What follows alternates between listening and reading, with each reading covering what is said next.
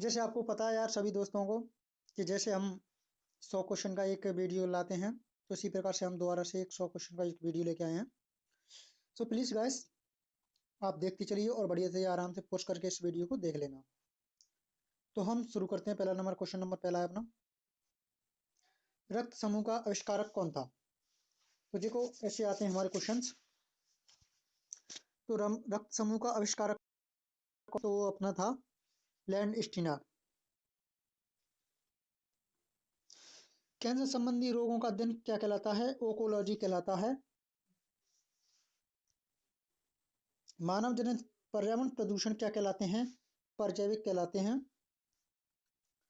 सौर ऊर्जा का सबसे बड़ा यौगिकीकरण क्या होता है? तो वो होता है अपना हरे पेड़ पौधे होते हैं।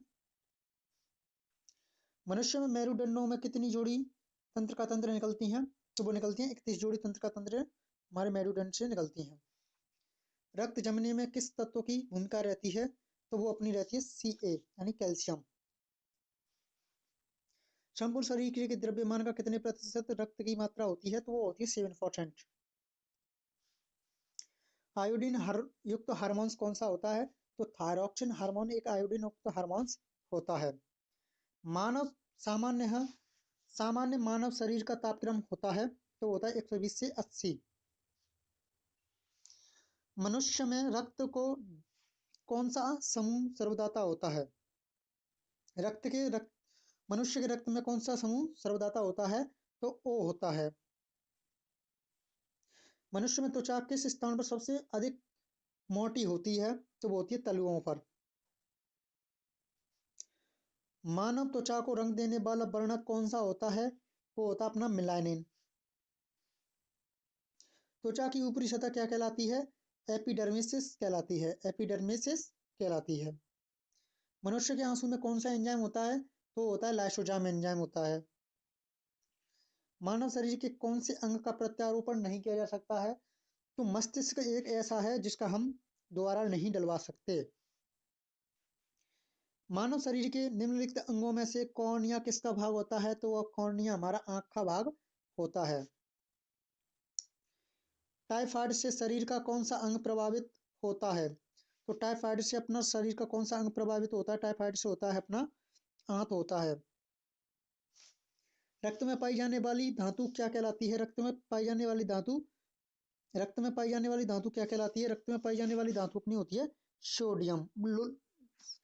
लोहा होता है। रक्त का शुद्धिकरण कहाँ होता है? तो वो होता है किडनी में। मानव शरीर में खून की शुद्धिकरण की प्रक्रिया को क्या कहते हैं? डायलिसिस कहते हैं। रक्त में लाल रंग निम्न में से किसके कारण होता है? रक्त में लाल रंग होता है हीमोग्लोबिन के कारण। हीमोग्लोबिन किसका एक महत्वपूर्ण घटक है? तो हीमोग्लोबिन एक महत्वपूर्ण घटक माना जाता है डब्ल्यूबीसी का। किसका माना जाता है अपना? आरबीसी का। हीमोग्लोबिन एक आरबीसी का घटक होता है। हीमोग्लोबिन का कार्य क्या होता है? ऑक्सीजन ले जाना। मानव शरीर में रुधिर बैंक का कार्य कौन करता है? मानव शरीर में रुधिर बैंक का कार्य कौन करता है? मानव शरीर में रुधिर बैंक का कार्य करता है यकृत। सॉरी यार, मेरे दिमाग में क्या अलग चला। तो इसका कार्य करता है, रुधिर बैंक का कार्य करता है अपना पीलिया। ठीक है। मानव रक्त का पीएच मान होता है 7.4 होता है। नाड़ी दर कहाँ से मापी जाती है? तो वो धमनियों से नापी जाती है। मानव हृदय में कितने कोष्ठ होते हैं? तो 4 कोष्ठ होते हैं। स्वस्थ मनुष्य में प्रति मिनट स्पंदन होता है। स्पंदन का मतलब कितनी बार धड़कता है? तो वो धड़कता है 72 बार। चीज दुनिया को पता होता है। मनुष्य के शरीर में हृदय को एक बार धड़कने में कितना समय लगता है? तो वो लगता है 0.8 सेकंड का समय लगता है। सोते समय रक्तदाब में क्या परिवर्तन होता है? सोते समय रक्तदाब क्या होता है? घट जाता है। गति प्रेरक किससे संबंधित है? गति प्रेरक होता है कि हृदय से। पेस मेकर का संबंध किससे है? जो हम जब दिल ठंडा पड़ जाता है तो पेस मेकर को उससे अपन दिल को क्या करते हैं? दबाते हैं तो दिल को दोबारा से स्पंदन करने लगता है। सर्वप्रथम रक्त परिसंचरण संचरण तंत्र का अध्ययन किसने किया था? तो वो किया था अपने हार्वे ने। औसतन मानव मस्तिष्क का वजन कितना होता है? तो 1.36 kg होता है। यानी 1300 ग्राम। कंकाल की मांसपेशियों की अनुमानित संख्या क्या होती है, तो अपन 7 से लगाएंगे। अनुमानित संख्या कितनी होती है, 700 होती है। हमारे शरीर में कुल कितनी मांसपेशियां होती हैं, तो वो होती है 656।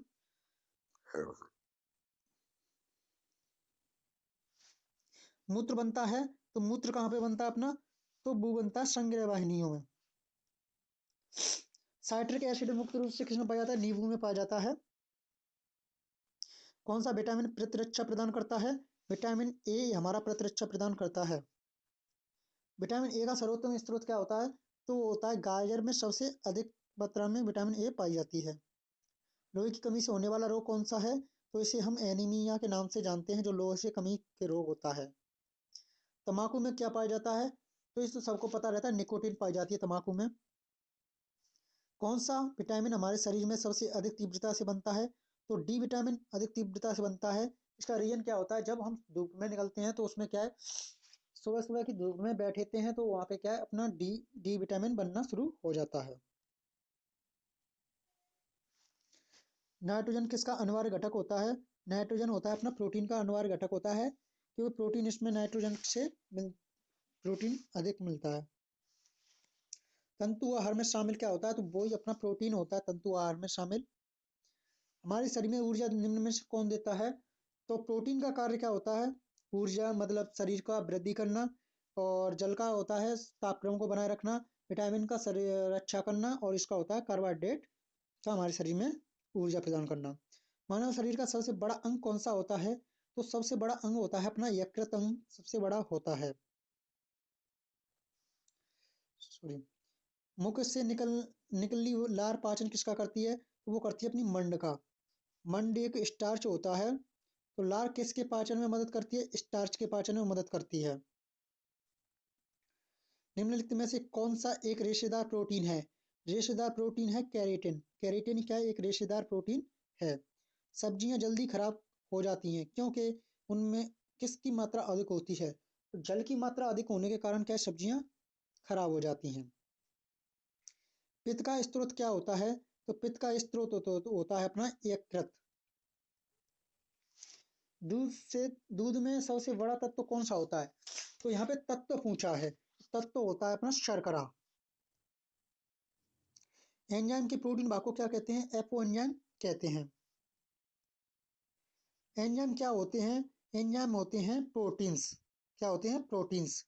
प्रोटीन को ही, प्रोटीन के भाग को ही एक एंजाइम कहते हैं, तो उनको क्या कहलाता है, एपो एंजाइम कहलाता है। एंजाइम होते हैं प्रोटीन्स होते हैं। नाइट्रोजन आहार है कार्बोहाइड्रेट लिपिड्स, तो नाइट्रोजन किसका है भैया, हमने क्वेश्चन एक और बार आया था ये प्रोटीन का। एमिनो एसिड की आवश्यकता किसके संश्लेषण के लिए होती है, तो अमीनो एसिड की आवश्यकता होती है अपनी प्रोटीन के संश्लेषण के लिए। खट्टे स्वाद के लिए कोशिकाएं जिह्वा के किस भाग में पाई जाती हैं, वो पार्श्व भाग में पाई जाती हैं। मानव शरीर में प्रचुर मात्रा में कौन सा तत्व होता है, मानव मानव शरीर में प्रचुर मात्रा में कौन सा तत्व होता है, वो होता है आयरन। वंशागति के अध्ययन से संबंधित जीव विज्ञान की शाखा को क्या कहा जाता है, आनुवंशिकी कहा जाता है। निम्नलिखित में से किसको आनुवंशिकी का पिता कहा जाता है, तो मेंडल को आनुवंशिकी का पिता कहा जाता है। जीन शब्द का प्रतिपादन किसने किया था, जॉनसन ने जीन शब्द का प्रतिपादन किया था। जीन्स बने होते हैं, तो जीन्स बने होते हैं अपने डीएनए के। प्रयोगशाला में सर्वप्रथम डीएनए का संश्लेषण किसने किया था, तो वो किया था अपने खुराना ने। आनुवंशिकी उत्परिवर्तन होता है, आनुवंशिकी उत्परिवर्तन होता है क्रोमोसोम्स में। आनुवंशिकी उत्परिवर्तन होता है क्रोमोसोम्स में, ठीक है। सेल नाम किस जीव वैज्ञानिक ने सर्वप्रथम दिया था, तो सेल नामक जीव विज्ञान दिया था रॉबर्ट हुक ने। सेल का नामकरण किया था रॉबर्ट हुक ने।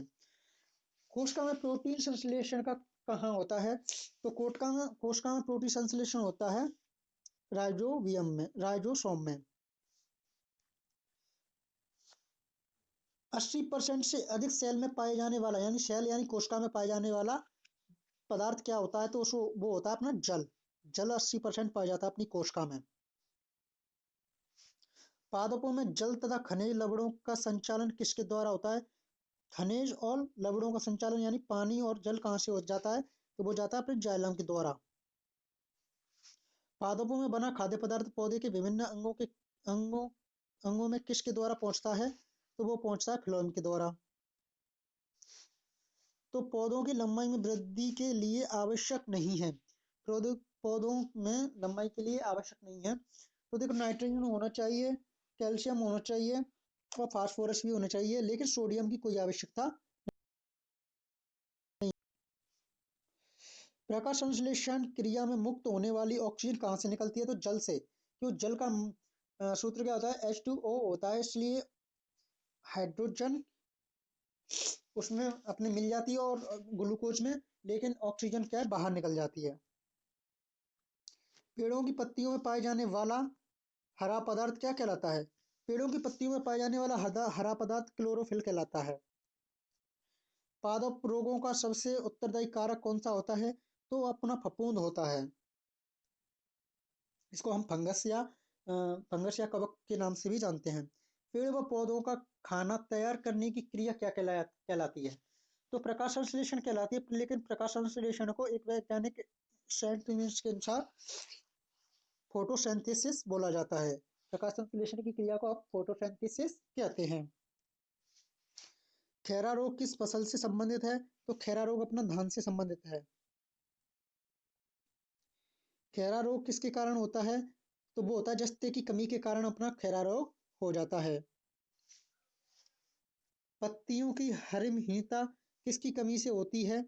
तो पत्तियों की हरितहीनता होती है मैग्नीशियम की कमी के कारण। बाष्पोत्सर्जन मापी यंत्र कौन सा है? तो बाष्पोत्सर्जन मापी यंत्र कहलाता है अपना फोटोमीटर।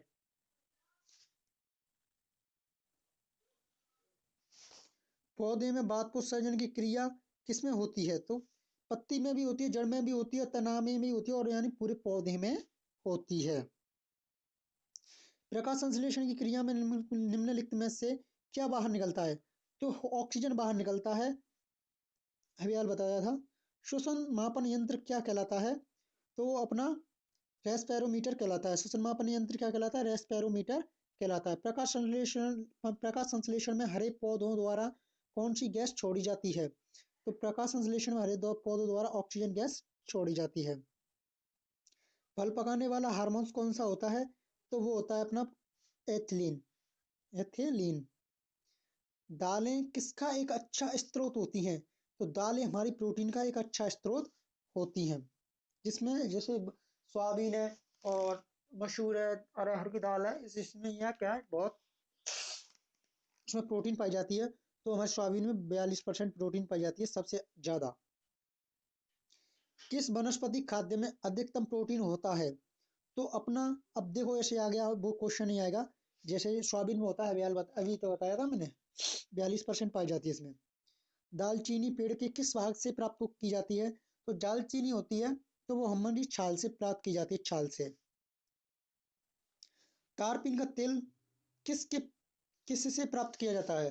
तो चीड़ के वृक्ष से हमारा तारपीन का तेल प्राप्त किया जाता है। लिटमस प्राप्त होता है लाइकेन से होता है। लाइकेन से क्या होता है? लिटमस प्राप्त होता है। पौधों में जल का परिवहन किसके द्वारा होता है? तो वो यह जाइलम के द्वारा होता है। भूमि में पौधों की जड़ों के लिए उपलब्ध जल होता है, वो होता है केशीय जल। यानी यहाँ केस का लिखा है, तो केशीय या केश का जल होता है। आम का वानस्पतिक नाम क्या है? मैंजीफेरा इंडिका होता है। तो चाय के पौधे का वानस्पतिक नाम क्या होता है? थियासाइनेंसिस होता है। थियासाइनेंसिस होता है। मटर पौधा क्या है? एक शाख है, एक पुष्प है, एक झाड़ी है, तो एक शाख है। क्या ये? शाख। फूलगोभी के पौधे का कौन सा भाग खाया जाता है? तो फूलगोभी के, यानी जो फूलगोभी होती है उसमें फूल लगा रहता है, उसको पुष्प मतलब पुष्प ही होता है उसका, तो पुष्पक्रम खाया जाता है। क्या खाया जाता है? पुष्पक्रम खाया जाता है। विटामिन सी का सबसे अच्छा स्रोत होता है, तो वो होता है अपना विटामिन सी का आंवला। आंवला में सबसे ज्यादा विटामिन सी पाई जाती है। तंबाकू की पत्तियां में होता है, तो निकोटीन होता है।